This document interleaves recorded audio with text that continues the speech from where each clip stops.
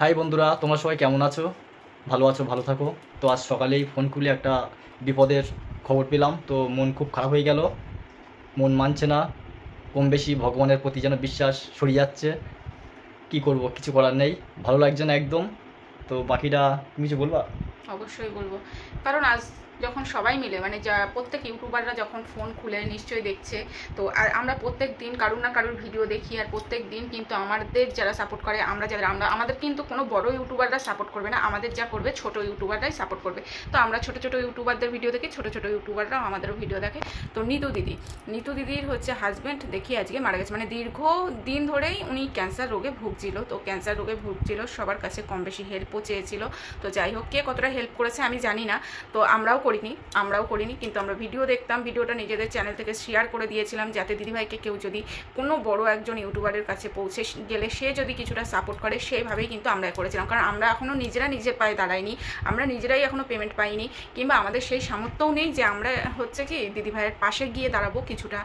পাশে দাঁড়ানো মানেই তো তোমরা বন্ধুরা বুঝবে কিভাবে দাঁড়ানোর কথা বলছি। না, পেমেন্ট আমি পেয়েছি, এক দুবার পেয়েছি, খুবই কম, কিন্তু আপনার দিদিভাই এখনও পেমেন্ট পাইনি। তো বন্ধুরা, এটাই হচ্ছে কথা, পেমেন্ট পেয়েছি, আমরা কিন্তু এখনো ফাইনালি ইউটিউবার হয়ে যাইনি, এখনো হয়নি, কিন্তু আমরা চেয়েছিলাম কোনো বড় একজন ইউটিউবারের কাছে ভিডিওটা পৌঁছোক, তারা হয়তো দিদিভাইকে একটু হলেও হেল্প করুক তার হাজব্যান্ডকে সুস্থ হওয়ার জন্য। দিদিভাই অনেক কি বলবো, লড়াই করেছে, তার হাজব্যান্ডের জন্য অনেক লড়াই করেছে। তো আজ দিদিভাইয়ের হাজব্যান্ড আর নেই, আমাদের ছেড়ে চলে গেছে না ফেরার দেশে। তো দিদিভাইয়ের হাজব্যান্ড যেখানেই থাকুক সুস্থ থাকুক, আর ভগবানের কাছে জায়গা যাই হোক সুস্থ থাকুক, আবারও যেন জন্ম নেয়। তো দিদিভাইয়ের কষ্টটা দেখলে সত্যি খুব খারাপ লাগে। দিদিভাইয়ের জার্নিটা ভীষণ কষ্টের ছিল। আমি প্রথম থেকে দিদিভাইকে দিদিভাইয়ের ভিডিও দেখতাম, সাপোর্ট করতাম। তো মাঝে কয়েকদিন হয়েছে দিদিভাইয়ের ভিডিওগুলো আমি দেখিনি, কারণ আমিও নিজে অসুস্থ মানুষ, আর ওই সব ভিডিওগুলো দেখলে না আমার মনটা পুরো ভেঙে যায়। কারণ আমাকেও ডাক্তারে বলেছে যে তোমারও যা অবস্থা, তুমি আজ আছো কাল নেই। তো সেই হিসেবে কিন্তু এই ভিডিওগুলো দেখলে না তখন আমার মনটা ভেঙে যায়, আর আমি নিজেকে ঠিক রাখতে পারি না, যার জন্য আমি কারোর দুঃখ কষ্টের ভিডিও না তখন এড়িয়ে যাওয়ার চেষ্টা করি। হয়তো কিছুটা দেখি, আর কিংবা এমন হয় যে চালিয়ে রেখে দেই, দিয়ে কানে শুনলেও না মনটার মধ্যে পুরো ভেঙে যায়। চোখে দেখা আর কানে শোনা দুটোই কিন্তু একই। তো চোখ যদি না দেখে কান শুনছে, কান যদি না শোনে চোখ। তোমার অপারেশন কতদিন?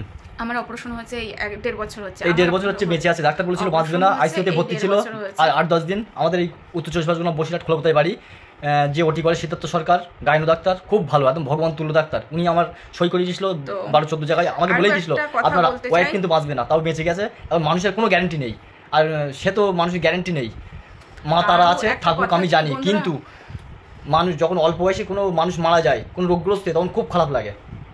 আর একটা জিনিসই বন্ধুরা খুব খারাপ লাগে, যখন মাথা থেকে কারোর ছাদ সরে যায় না, তখন ভীষণ কষ্ট হয়। আর ক্যান্সার রোগটা এমনই মরণব্যাধি, বড় লোক হোক আর গরিব লোকের, তার বাঁচা খুবই মুশকিল হয়ে যায়। আর তাদের নিতু দিদিভাই খুবই গরিব মানুষ ছিল।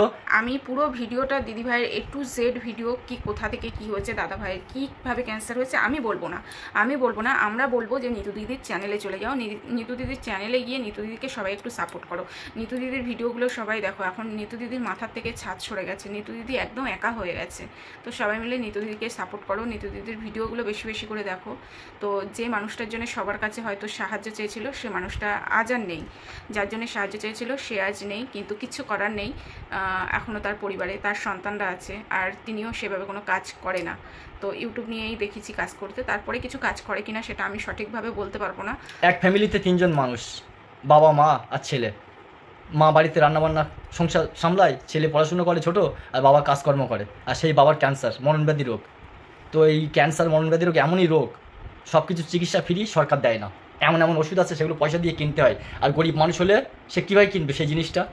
আর ক্যান্সার রোগের ওষুধের আর ইঞ্জেকশনের প্রচুর টাকা মূল্য, আমরা শুনেছি, আমাদের গ্রামে কয়েকজনের হয়েছিল। ওষুধের মূল্য থেকে আর্থিক আমাদেরও সবাই চিকিৎসা করাতে পারে না ক্যান্সার রোগে। পাকা ঘর বাড়ি দেখে অনেকে ভাববে যে আমি প্রচুর বড় লোক, আমিও বড় লোক। মেন ব্যাপার, ক্যান্সার রোগ থেকে কেউ সুস্থ হতে পারে না সহজে, এই রোগ নির্মূল ভাই সারে না, পুরোপুরি ভাই সমাপ্ত হয় না, থেকেই যায় শরীরে, হয়তো 1-2 মাস পরে আবার কেটে ওঠে, তখন তার মৃত্যু হয়। যাই হোক, যার জন্ম আছে তার মৃত্যু অবধারিত, এটা ঠিক কথা। তাই বলে অল্প বয়সে কেউ যদি মারা যায়, তার ফ্যামিলি সেইটি ইনকাম করে, তার ভরসায় ফ্যামিলি চলে, তখন কেমন লাগে আপনারা বলুন। আর আমার বাড়িতে যা দেখছেন, আমি একবারে জমিদার বড় লোক না, আমি ইউটিউবে মাত্র 2বার পেমেন্ট পেয়েছি, গিন্নি এখনও পাইনি। আর আমার উত্তর চব্বিশ পরগনা বসিরহাট খোলাপোতায় ফলের দোকান, আমার একদিন দোকানে না গেলে খাওয়াই না। আর আমি যখন বিয়ে করেছিলাম এখান থেকে 21 বছর আগে, আমার বয়স 34, তখন আমার খাওয়া হতো না, পালিয়ে বিয়ে করেছিলাম, তার জন্য বাড়ি মেনে নেয়নি, তখন আমার কিছু ছিল না। আর এই 16 মাস হচ্ছে আপনার দিদিভাই বেঁচে আছে, ডাক্তার বলেছিল বাঁচবে না, আর ডাক্তার বলেছিল এই রুগী অপারেশন রুগী আইসিইউতে ভর্তি, এখান থেকে বেটে দেবো, তার কয়েকদিন পরে ছাড়বো, বাড়ি নিয়ে গেলে ঠান্ডা জায়গায় রাখতে হবে। যখন অপারেশন হচ্ছে প্রচুর গরম, বলছি বাঁচাতে গেলে ঠান্ডা জায়গায় রাখতে হবে, তুমি যতই গরিব মানুষ হোক, যদি মনে করো গিন্নিকে বাঁচাবা তাহলে বাড়িতে এসি কেনো। আমি সেই জন্য বাড়িতে এসিটা কেনা। আমার যে অবস্থা, এইসব এসি বেসি কেনার একদম সে সামর্থ্য আমার নেই। কারেন্টের বিল দিয়ে এসির হাওয়া খাওয়া, ওয়াশিং মেশিন চালানো, গিজার চালানো, ফ্রিজ চালানো, সব গিন্নিকে ভালোবাসি, গিন্নির জন্য আমি অনেক কিছু করেছি। আমার যা জমানো টাকা ছিল আমার লাইফে সব কিছু ব্যয় খরচা করে দিয়েছে। আমার যদি কোনো কারণে কোনো সুবিধা অসুবিধা রোগগ্রস্ত হই, তো আমি তখন আর চিকিৎসায় বাঁচবো না, যদি কেউ আমাকে হেল্প না করে, সাহায্য না করে, বিনা চিকিৎসায় মারা যাবো আমি। এটাই হচ্ছে সবার জীবনের বাস্তব বা দুর্ভাগ্য একটা কথা। মানে প্রত্যেক মানুষের জীবনে কিছু না কিছু ঘটনা থাকে, তো সেই ঘটনাগুলো সবাই খুলে বলতে চায়, কেউ পারে না, কারণ সুযোগ পায় না। আর তারপরেও কি অনেকে অনেক বাজে কমেন্ট করে। আমি দেখেছি নিতু দিদিভাইকে অনেকে অনেক বাজে কমেন্ট করে, এই ভিডিওগুলো রোজ দাও কেন, এই ভিডিওগুলো রোজ দাও কেন। আমি শুনেছি কিংবা দেখেছি, কারণ তার মধ্যে যে কী হচ্ছে সেটা সবার সাথে শেয়ার করতে চাইছে, যে কারোর সঙ্গে যদি কিছু ভাগ করে নেওয়া যায় দুঃখটা, সেও একটু খুশি থাকবে। বাজে খারাপ কমেন্ট কাউকে লেখা উচিত না। দেখাচ্ছে আমি আমার বাড়িতে একা ইনকাম করি, আমার গিন্নি, আমার মেয়ে পড়াশুনো করে, গিন্নি বাড়িতে কাজকর্ম করে, বাড়ির সংসার সামলায়, ইনকামের মধ্যে আমি একা। আমার যদি কিছু হয়ে যায় তখন ও কী করবে? ও যেহেতু চ্যানেল আছে, ও তো আমার ভিডিওই দেবে, প্রত্যেক দিন দেবে, প্রত্যেক দিন, এটাই নিয়ম। সে লোকে খারাপ কমেন্ট লিখবো আর ভালো কমেন্ট, যে আমি স্বামীর আজকে এই হয়েছে বলে এই করছি, আজকে এই করছি, ডাক্তার এই বলেছে, সেটাই বাস্তব, সেটাই নিয়ম। ইউটিউবের রুলস দেওয়া উচিত। এটা ব্লগ চ্যানেল, বাস্তব রূপ ছাড়তে হবে, সেজে গুজে ভিডিও করলে হবে না। আমি কী কাজ করি, আমি কখন কোথায় যাচ্ছি, আমার ইউনিফর্ম কেমন, বাস্তব রূপটা তুলে ধরতে হবে। লোকজনের সামনে ফেসবুকের মতো সেজে গুজে নাচ গান করলে চলবে না, এর নাম ইউটিউব চ্যানেল। তো শুনে খুব খারাপ লাগছে, কিছু করার নেই, কী করবো, আমি তো মানুষ, একটা মৃত মানুষকে কোনোদিন বাঁচাতে পারে না। তবে হ্যাঁ, আশীর্বাদ করতে পারে, কি সবাই যদি সাপোর্ট করি তাও কম বেশি অনেক নিতু দিদিভাইয়ের উপকারে হতে পারে, যে দাদাভাই আবার জন্মলাভ করুক, কেউ অন্যরকম কোনো কিছুভাবে যদি সাপোর্ট করে তাও হয়। খুবই গরিব মানুষ, এসবগুলো ভিডিও দেখলে শুনলে ভীষণ খারাপ লাগে। যাই হোক, আপনারা যদি কিছু কথা ভুল বলে থাকি তার জন্য ক্ষমা চাচ্ছি। সবাই ভালো থাকবেন, সুস্থ থাকবেন।